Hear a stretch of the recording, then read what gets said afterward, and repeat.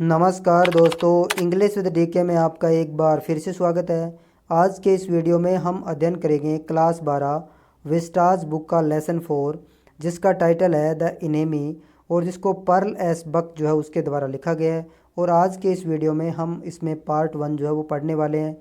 तो चलिए शुरू करते हैं। और शुरू करने से पहले इस वीडियो का थोड़ा सा सार जो है वो देख लेते हैं।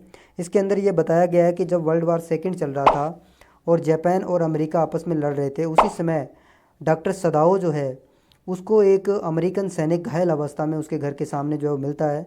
अब डॉक्टर के रूप में उसका कर्तव्य है कि वो घायल सैनिक जो है वो उसकी मदद करे, जबकि दूसरे और वो एक सच्चे नागरिक के रूप में या एक सच्चे देशभक्त के रूप में जो है वो विदेशी या जो दुश्मन सैनिक जो है उनकी मदद कैसे कर सकता है। तो दोनों के बीच में उसमें डिलेमा है, वो किस प्रकार से जो है वो क्या करता है क्या नहीं करता है, वो हम इस लेसन के अंदर सीखने वाले हैं, पढ़ने वाले हैं। तो चलिए शुरू करते हैं। बिफोर यू रीड, लेसन पढ़ने से पहले यहाँ सूचना दे रखी है, उसको हम पढ़ते हैं।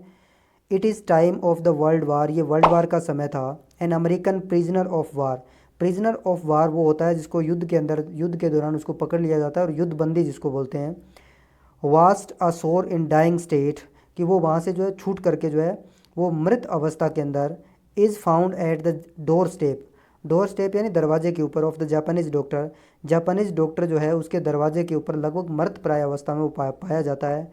Should he save him as a doctor, अब वो डॉक्टर सदाओ डॉक्टर हैं, तो डॉक्टर के रूप में क्या उसको उसकी जीवन को बचाना चाहिए। और hand him over the army as a patriot, या फिर एक देशभक्त के रूप में उसको जो है वो जो है वो सेना जो है उसको सुपुर्द कर देना चाहिए। आप जो है कमेंट बॉक्स में ज़रूर लिख करके बताएं कि उसको क्या करना चाहिए। अब आपको जो है आगे जो हम लेसन पढ़ रहे हैं उसके अंदर रीड एंड फाइंड आउट करना है। हु वाज डॉक्टर सदाओ, सदाओ कौन है ये आपको ध्यान में रखना है। वेयर वाज हिज हाउस, और उसका घर जो है वो कहाँ है, ये लोकेशन भी आपको ध्यान में रखनी है। Doctor Sadao Hoki's house was built on a spot of Japanese coast, doctor Sadao Hoki जो है उसका घर जो है वो जापानीज कोस्ट के ऊपर बना हुआ था। कोस्ट जो है समुंदर का किनारा होता है। Where as a little boy he had often played, जहाँ वो एक छोटे बच्चे के रूप में वहाँ पर खेला करते थे। The low square stone house was set upon rocks, और स्क्वायर स्टोन से बना हुआ घर जो है वो चट्टानों के ऊपर स्थापित था। वेल अबो ए नैरो बीच, और जो एक पतला बीच जो था, बीच भी समुद्र का किनारा होता है, तो उस बीच के ऊपर जो है पतले से बीच के ऊपर वो बना हुआ था उसका घर जो है। That was outline with A bent pines, और जिसका आउटलाइन यानी उसकी जो बाउंड्री जो थी वो बेंट यानी झुके हुए, पाइन यानी जो पेड़ होते हैं, ताड़ के जो पेड़ होते हैं उनसे उनकी आउटलाइन एक प्रकार से बनी हुई थी, वो उनका निर्धारण कर रही थी। एज ए बॉय, एक लड़के के रूप में, सदाओ हैड क्लाइम्ड द पाइन्स, वो चढ़ा करता था, यानी वो चढ़ते थे पाइन्स के पेड़ों के ऊपर। स्पोर्टिंग हिमसेल्फ, अपने आप को स्पोर्ट करते हुए, सहारा देते हुए, ऑन इज बेयर फीट, नंगे पैरों से। एज, जैसा कि he had seen man do in the South Sea when they climb for coconuts, क्यों वो ऐसा क्यों करते थे, नंगे पैर क्यों चढ़ते थे, क्योंकि उन्होंने बचपन में जो है वो लोगों को साउथ सी के अंदर जो है वो कोकोनट तोड़ने के लिए उन पेड़ों के ऊपर चढ़ते हुए उन लोगों को देखा जो नंगे पैर जो है वो चढ़ते थे, और इसलिए डॉक्टर सदाओ जो है वो भी कोशिश करते थे उनके ऊपर नंगे पैर चढ़ने की। His father had taken him often to the island of those, और उनके पिताजी जो है वो अक्सर उनको जो है उन आइसलैंड में ले जाते थे, उन द्वीपों पर ले जाते थे, सीज़ के, यानी क्योंकि उनका समुद्र के किनारे पर जो है ये समुद्र है और इधर आपका समुद्र है और ये इधर इनका घर बना हुआ है, तो वो उनको यहाँ पर जो छोटे छोटे आइसलैंड है उनके ऊपर वो ले जाते थे। And never had he failed to say, और वो कभी भी कहने से नहीं चूकते थे, फेल नहीं होते थे, यानी वो अक्सर कहते थे to the little brave boy, उस छोटे बहादुर बच्चे को, एट हिज साइड, अपनी तरफ से, दोज आइसलैंड योंडर, कि उन आइसलैंड को देखो, उन द्वीपों को देखो, योंडर यानी इशारा करते हुए, ऐसे पॉइंट आउट करते हुए। They are the stepping stone to the future of for Japan, कि ये जो आइसलैंड है ये स्टेपिंग स्टोन्स हैं, स्टेपिंग स्टोन यानी शुरुआत करने वाले बिंदु हैं, जापान के भविष्य का निर्माण करने वाले बिंदु हैं। Where shall we step from them, कि हम इनकी शुरुआत जो है वो कहाँ से करेंगे। वेयर सेल वी स्टेप, कि हम उन स्टेप को कहाँ रखेंगे। फॉर देम, उनके लिए। सदाओ हैड आस्क्ड सीरियसली, वो अपने पिताजी से सीरियसली ऐसा पूछते थे। हु नोज़, कि कौन जानता है। हिज फादर हैड आंसर्ड, उसके पिताजी ने उत्तर दिया था।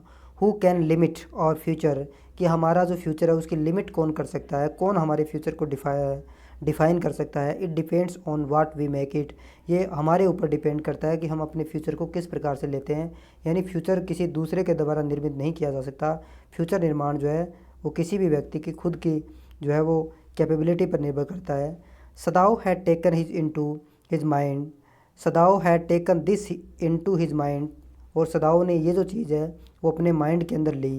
As he did everything his father said, जो कुछ भी उसके पिताजी ने कहा वो जो है अपने मन के अंदर उनको स्टोर करते थे। हिज फादर, उसके पिताजी, हु नेवर जोक्ड, जो कभी भी उनके साथ में हंसी मजाक नहीं करते थे, और प्लेड, और ना ही उनके साथ में खेलते थे। But who spent infinite pains, जिन्होंने जो है इन्फिनिट यानी असीमित दर्द जो है वो स्पेंड किया था अपॉन हिम, उसके ऊपर। यानी डॉक्टर सदाओ की परवरिश के अंदर जो है उन्होंने असंख्य दर्द झेले थे।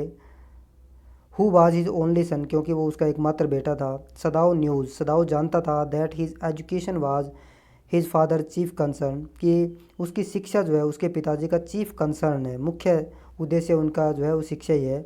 फॉर दिस रीज़न, और इसी उद्देश्य से, he had been sent at 22 to America, और इसी कंसर्न के तहत ही उसको 22 उम्र के अंदर जो है वो अमेरिका भेज दिया गया था। To learn all that could be learn of surgery and medicine, कि उनको जो है शल्य क्रिया और जो मेडिसिन दवाइयाँ जो है उसकी नॉलेज के लिए, डॉक्टर बनने के लिए उसको 22 साल की उम्र में जो है अमेरिका भेज दिया गया था। He had come back at 30, और वो 30 साल की उम्र में जो है वो अमेरिका से वापस आते हैं। And before his father died, और उनकी मृत्यु से पहले, he had seen Sadao become famous not only as a surgeon but as scientist, और उन्होंने सदाओ को एक बहुत ही फेमस सर्जन बनते हुए उसको देख लिया था। न केवल उसको सर्जन बनते हुए देखा था बल्कि एक साइंटिस्ट बनते भी उसको देख लिया था। तो ये सदाओ के फादर के लिए खुशी की बात थी कि जो जिस पिता ने उसके लिए दुख दर्द सहे, उसकी परवरिश के लिए खूब मेहनत की, वो उसका फल जो है वो देख करके ही उसकी डेथ हुई थी। Because he was perfecting A discovery which would render wounds entirely clean, और उन्होंने इस प्रकार की एक परफेक्ट डिस्कवरी की थी जिसके अंदर वाउंड्स जो होते हैं, घाव जो होते हैं, उनको संपूर्ण रूप से क्लीन करने का उनके पास में ऐसी टेक्निक्स थी, ऐसा उन्होंने कुछ ईजाद किया था। He had not been sent aboard with the troops, और उनको जो है ट्रूप्स, सेना के साथ जो है विदेश में उनको नहीं भेजा जाता था। यानी इतने बड़े डॉक्टर होने के बावजूद भी जो है वो आर्मी स्टॉप जो स्पोर्ट के लिए जो है उसको बाहर नहीं भेजा जाता था। इसके पीछे क्या कारण बताया है। आल्सो ही नोज, वो जानता था, there was some slight danger that the old general might need an operation for a condition for which he was now being treated medically.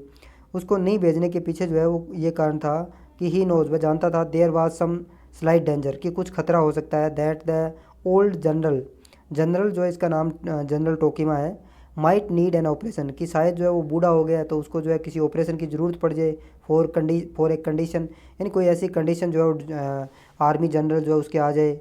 For which he was now being treated medically, जिसका कि वो medically इलाज जो treatment वो करते थे। And for this possibility, और इसी संभावना के लिए, Sadao was being kept in Japan, और इसी संभावना के लिए जो है उसको जापान के अंदर रखा जाता था। कहने का मतलब ये है कि जापान आर्मी के जो जनरल हैं टोकीमा, वो अब बूढ़े हो गए, उनका स्वास्थ्य जो है वो कभी भी ख़राब हो सकता है, उनकी मेडिकल ऑपरेशन की उसको ज़रूरत पड़ सकती है। तो डॉक्टर सदाओ जो है उनकी देखभाल जो है वो टोकीमा की करते हैं, इसलिए उनको बाहर सेना के साथ उनको बाहर नहीं भेजा जाता है, अक्सर उसको जापान के अंदर ही रखा जाता है।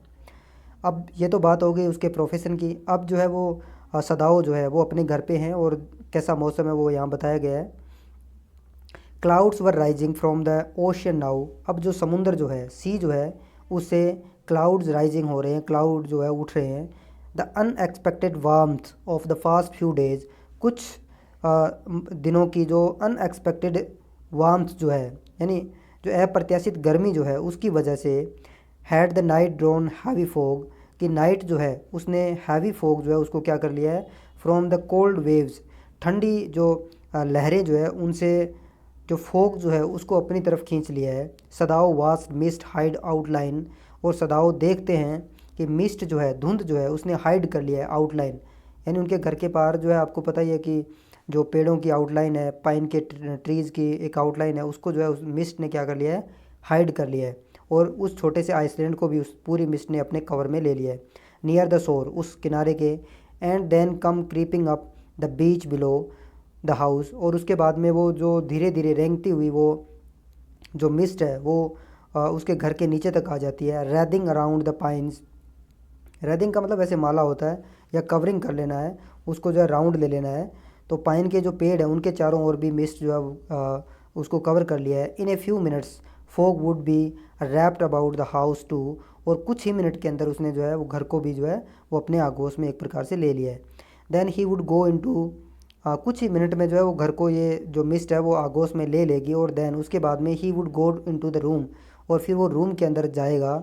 वेयर हैना, और ये हैना कौन है भी, ये उसकी पत्नी है, जो हिज वाइफ, जो उसकी पत्नी है, वुड बी वेटिंग, जो इंतज़ार कर रही होगी, फॉर हिम, उसका, विद द टू चिल्ड्रेन, दो बच्चों के साथ में जो है वो हैना उसका इंतज़ार वहाँ पर कर रही होगी, उस कमरे के अंदर कर रही होगी। तो इसके साथ ही पार्ट 1 जो है यहीं समाप्त करते हैं। मिलते हैं नेक्स्ट वीडियो में, तब तक के लिए धन्यवाद।